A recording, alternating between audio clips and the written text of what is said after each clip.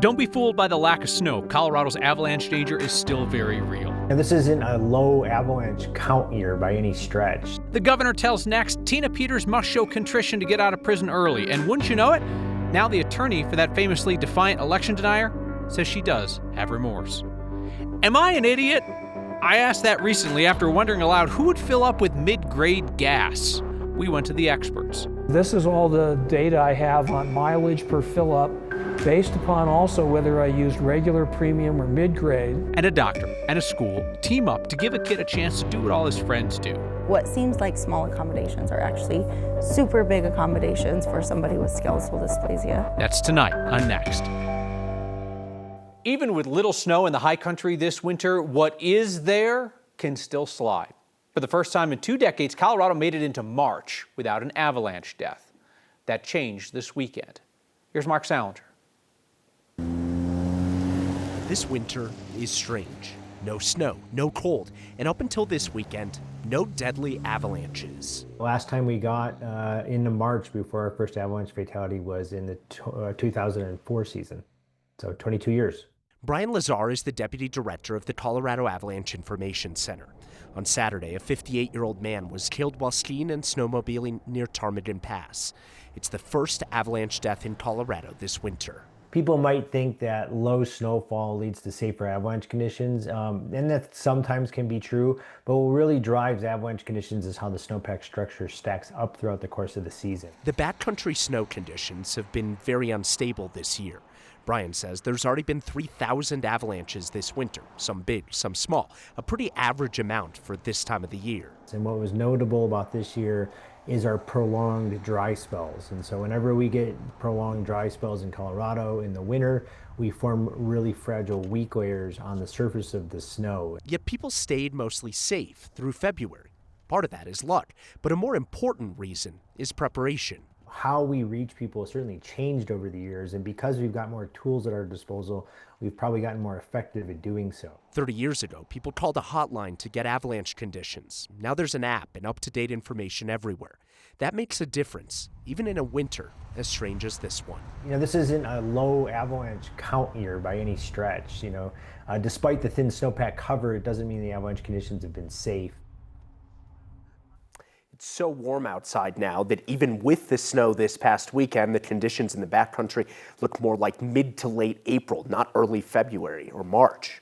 Brian says they're going to start dealing with more widespread wet avalanche activity far earlier this year than most years. Oh, that's interesting, right? It kind of goes through cycles, right? There's the late cycle in terms of how it behaves. When did the season kind of start? So up until mid-December, which it feels like pretty much winter at that point. There wasn't even enough snow up in the high country and in the back country for avalanches to start falling. So you really didn't see that increased danger until like mid-December into January. That's midway through the winter already up there. Yeah, I mean, you think most of the people going into the high country have a lot more knowledge than your average Joe. Exactly. But you want people to be careful even in unusual conditions. It can be dangerous anywhere. All right, Mark Salinger, thank you.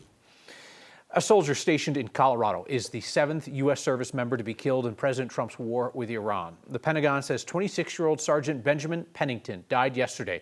It was an Iranian counterattack last Sunday at Prince Sultan Air Base in Saudi Arabia. Pennington, who is from Kentucky, originally was assigned to the 1st Space Battalion, 1st Space Brigade at Fort Carson. The governor's ordered flags in Colorado to fly at half-staff on the day of Pennington's memorial, which has not yet been announced. A proposal at the state capitol to decriminalize prostitution is going nowhere this year. As we've reported here, the Democrat pushing the measure did not have enough support from within his own party. Democrats control both the House and Senate. Democratic State Senator Nick Heinrichsen of Pueblo was sponsoring that bill, which would have eliminated criminal penalties for prostitution involving consenting adults. It would not have impacted criminal penalties for human trafficking and pimping. The bill was supposed to be heard in Senate Judiciary Committee this week, but Heinrichsen announced today he is essentially pulling the bill as it might not have had the votes to even get out of committee. Heinrichsen told us, quote, "Yes, the politics are damning, but pursuing policies that make Coloradans safer are more important than politics." The bill never did have much of a shot of passage this year, but did provide a target for conservative media, which held it up as a symbol of Colorado Democrats being too extreme, despite the fact that it was Democratic opposition that killed it. Tina Peters has insisted for years that she did nothing wrong in leading a breach of Colorado's voting systems by election deniers. Late last week, Democratic Governor Jared Polis said on this program that Peters must show contrition and apologize for him to release her from prison early. Well, today, Peters' attorney suggested she's sorry. The surprise announcement from Tina Peters' attorney is a 180-degree turn from her years of defiance. She's a political prisoner, innocent of the charges against her, just doing her duty when she snuck an outsider into the voting system. President Trump is carrying out promised retaliation against the state of Colorado until his ally, Tina Peters, is freed. And Governor Polis seems increasingly eager to give Peters clemency if she shows remorse. Here's Peters' attorney, John Case, on Conservative Talk Radio this morning, saying while her clemency petition is confidential, he dropped this hint. We can't reveal what Tina's true feelings are about her actions and why she did what she did and what part of that she regrets because she could have made a different decision. But yeah, of course, anyone has second thoughts about what they've done, and in that respect, has remorse. So, but I can't tell you, I can't say publicly what's in her application for clemency. Full disclosure, late last week I offered a commentary here saying that Tina Peters was not likely to be willing to fake remorse to get out of prison. I just want to acknowledge that was perhaps the worst take of my many terrible commentaries over 9 years of this program. This morning on the radio, Peters' attorney, John Case, went on to say that while Peters has remorse, he believes that she is a martyr for the stolen elections cause and that she's really being held in prison as a scapegoat to cover up the election crimes they claim have been committed by Democratic Attorney General Phil Weiser and Democratic Secretary of State Jenna Griswold. Governor Polis has not indicated when he will make a decision on whether to free Peters early. Your 300th consecutive weekly microgiving campaign continued the good that you all started doing here in 2020. Your latest Word of Thanks microgiving campaign raised almost $60,000 for Butt Savers, the Salud family health effort at their clinics to help low-income Coloradans pay for colonoscopies. All told, you've raised almost $18 million for Colorado's nonprofits, one $5 donation after another. So, we're going to keep this going as long as we can. That's the deal. Keep telling me about nonprofits in Colorado that have earned your support. Keep telling me about nonprofits that support you and your community. Email your ideas. Nothing fancy, just drop me a note. Next@9news.com is the email, or you can text Next 303-871-1491. We drive a Kia Sportage plug-in hybrid, and we were told when we bought it we needed to always buy mid-grade gas. So it's not just me. It seems like a lot of drivers are unsure whether mid-grade gas is worth the mid-grade price. So this mid-newscast is going to try to find you an answer. President Trump's energy secretary is defending his decision to keep coal power in business in Colorado, whether they want to stay open or not. And a school making small changes to make a big difference for a student with different needs. That's next. The Trump administration won't let Colorado's last remaining coal plants die, even if they're planning to shut down. As state leaders work on the transition to cleaner power sources, the feds are forcing unwilling coal operators to stay in business. Today, Democratic Governor Jared Polis signed off on a bipartisan bill that aims to ease the transition for communities impacted by retiring coal plants. State regulators want to shut down 6 remaining coal-fired power plants in the state by 2031. The bill signed today would give qualified coal workers first preference for jobs in a variety of industries: construction, energy, railroad operations. But the Trump administration is forcing some coal plants to remain open, issuing an emergency order to keep a plant in Moffat County open. The owners say that plant needs extensive repairs to keep going and that ratepayers are going to shoulder the cost. Energy Secretary Chris Wright, former oil and gas guy from Colorado, was back here today. He defended his order to keep that Moffat County plant running by pointing to another emergency order he issued to keep a coal plant up in Michigan. He says that plant in Michigan was crucial during a recent cold snap, and the Trump administration is using these emergency orders when plants are essential. Soon after I took power, the first 202C was for the Campbell, J.H. Campbell coal plant, 1.5 gigawatt coal plant in southwestern Michigan. All of the same things were told to me. Immediate suit. It's going to drive up ratepayer prices. It's going to do all of this. that plant a week later ran at full capacity, we would have had a blackout without it. That plant is essential, not just to Michigan, but to that region. Did he say he took power? He's a Secretary of Energy. Maybe that's an energy term. Energy regulators in Colorado do not agree that Moffat County plant's essential to the grid. They say the plant's operators, Tri-State, have been planning for this plant's closure for years and that their portfolio still meets all the state's reliability metrics without it. An analysis by the Sierra Club Environmental Advocacy Group estimates that running that plant an extra 90 days would cost at least $20 million.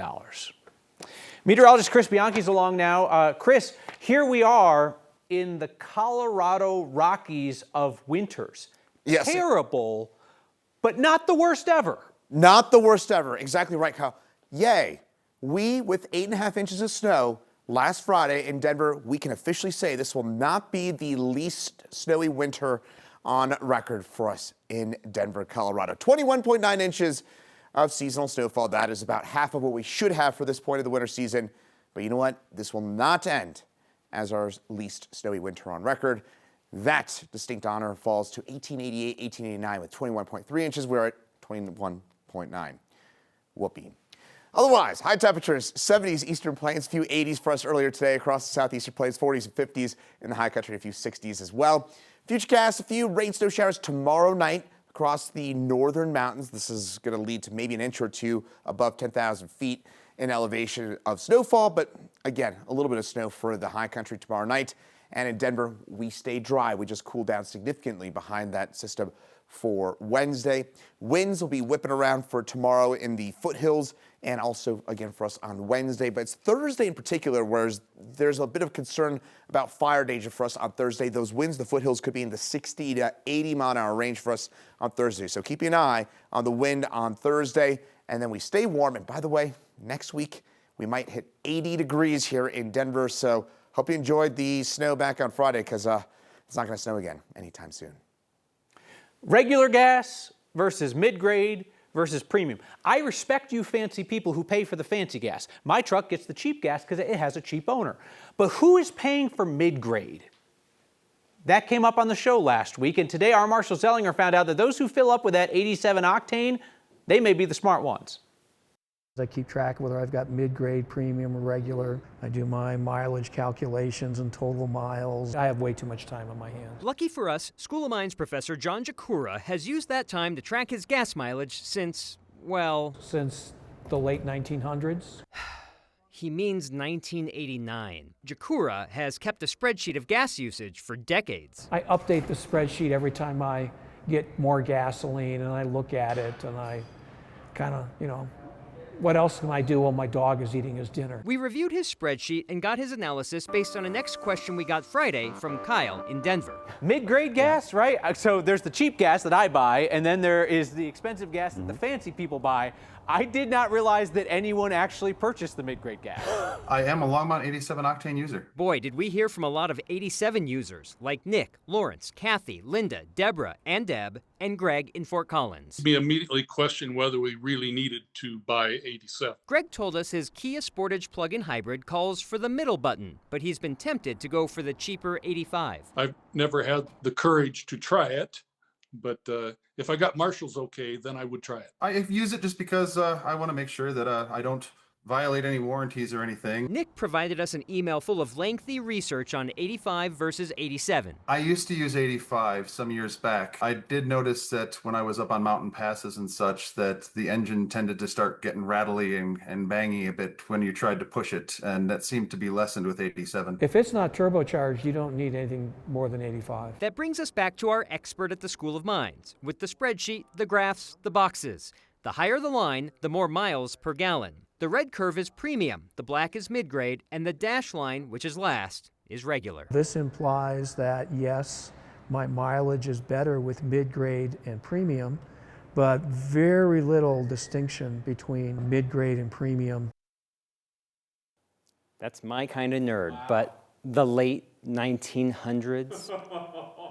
Okay, for those of us who are not the fuel nerds, 87 is a mix of 85 and 91 at the pump. There is not a tank underground with 87. It should be a 50-50 mix, but when you pump 87, it just has to be minimum 87. It could be 88, it Could be 89. So shall we start a next challenge for those who actually use 91?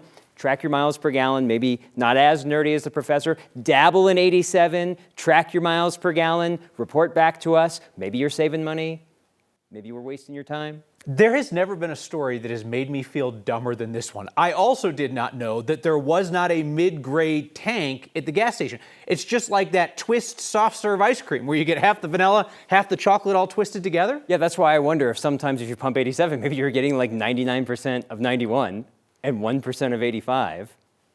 Man, also could be I tell you what, you would absolutely have me sold if I was not so incredibly cheap. Marshall Zellinger, thank you. A school is going the extra mile to help a student to make sure that he gets the same experience as his classmates. That's next. Tonight, our Byron Reed has the story of a 6-year-old facing challenges, a doctor determined to help, and a school in Arvada ready and willing to make changes. Going home. 6-year-old Wyatt Brackney Yeah. is full of energy. We just relax. His parents say it's part of his personality. He likes to be playful and goofy. He has a great laugh. He just enjoys life. Wyatt is a kindergartner at Lawrence Elementary in Arvada, where they've taken steps to make sure he's fitting in. What seems like small accommodations are actually super big accommodations for somebody with skeletal dysplasia. Wyatt has achondroplasia, the most common form of dwarfism, a condition he's managed since birth with the help of specialists at Children's Hospital, Colorado. Our job is to try and help families navigate some of these health challenges and allow the children to live their most active and healthy lives. Dr. Clayne White is the chair of pediatric orthopedics, who's been in Wyatt's corner since day one. And then as they get older, then that's where my orthopedic role comes in, where they can have issues with spinal growth and bowing of their legs, which can cause functional problems. But Dr. White's support doesn't end at the hospital. He's advocated with Wyatt's school to make sure he can learn and play independently. We were able to advocate for him to have special seating accommodations where their feet aren't dangling and their legs go to sleep in the middle of class. And then being out on the playground, I think they actually lowered some of the swings for him to be able to play. For Wyatt's parents, Dr. White has made a long-lasting impact. It's a blessing. I think it's great. It's nice to have him there for Wyatt, and help out. We are beyond. I mean, I have achondroplasia too, and growing up in the 90s, we didn't so much get that. For Wyatt, the adjustments are helping this energetic student gain his independence. He's getting the tools he needs, and he's able to learn and be no different than anybody else. For Next, I'm Byron Reed. Back with your feedback from a viewer who says, I am wrong 98% of the time. Blind squirrel found a nut tonight. Feedback from Nick, 98% of what you say, your commentary, your reporting, I disagree with, and to be quite honest with you, you're probably one of the most biased of the so-called journalists out there, Nick writes. However, this is the 2% I agree with you. In regards to Tina Peters, she should stay in prison.